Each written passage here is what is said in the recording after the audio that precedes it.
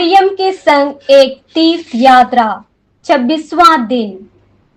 मरियम की मध्यस्थता की शक्ति। उसकी माता ने सेवकों से कहा, जो कुछ वह तुमसे कहे वही करो। वहां यहूदियों की शुद्धिकरण की रीति के लिए 6 पत्थर के मटके रखे थे, जिनमें से प्रत्येक में 2 या 3 नाप पानी आता था। संत योहन अध्याय 2 वचन संख्याएं 5 और 6। काना के विवाह में मरियम, यीशु और उनके शिष्य उपस्थित थे।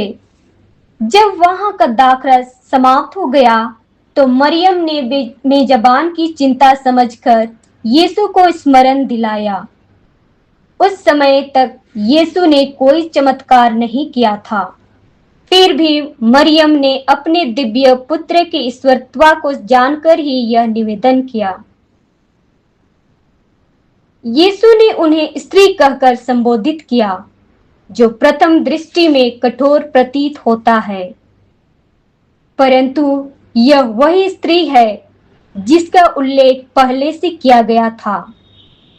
मरियम नई हेवा।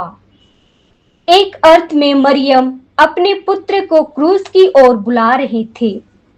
यहाँ उनका मातृ स्नेह और आत्मिक सहभागिता प्रकट होती है। मरियम की मध्यस्थता ने सेवकों को निर्देश दिया, जो कुछ वह कहें वही करो। यीशु ने अपनी माता की विनती का सम्मान किया और पानी को दाखरस में बदल दिया। यह दाखरस केवल बाहरी धार्मिक रीति का प्रतीक नहीं था, बल्कि मानव हृदय को आनंद देने वाली कलीसिया का चिन्ह था। इस प्रकार मरियम की मध्यस्थता हमें यह सिखाती है कि वह हमारे जीवन की आवश्यकताओं को समझती हैं और हमें यीशु की ओर निर्देशित करती हैं। आज भी वह हमें यही कहती हैं, जो कुछ यीशु कहे वही करो। घटना। अंग्रेज साहित्यकार जी.के. चेस्टरटन पहले एंग्लिकन थे। उन्होंने यह जानने के लिए कि कौन सी कलीसिया मसीह ने स्थापित की, सभी संप्रदायों का अध्ययन किया और पवित्र भूमि की यात्रा की। अंततः जब वे ब्रंडविसिया में परमेश्वर की माता की प्रतिमा के सामने प्रार्थना कर रहे थे, तब उन्होंने कैथोलिक कलीसिया को अपनाने का निर्णय लिया। कार्डिनल न्यूमैन और अन्य प्रसिद्ध व्यक्तियों ने भी मरियम की भक्ति के कारण कलीसिया को अपनाया। प्रार्थना।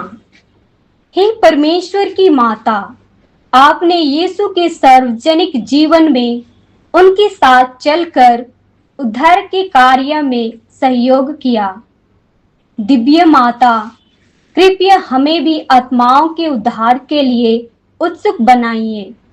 कृपया हमें सामर्थ्य दीजिए कि हम उन लोगों को जो यीशु के सुसमाचार को नहीं जानते या उसे अनदेखा करते हैं, आपके पुत्र के समीप ला सकें।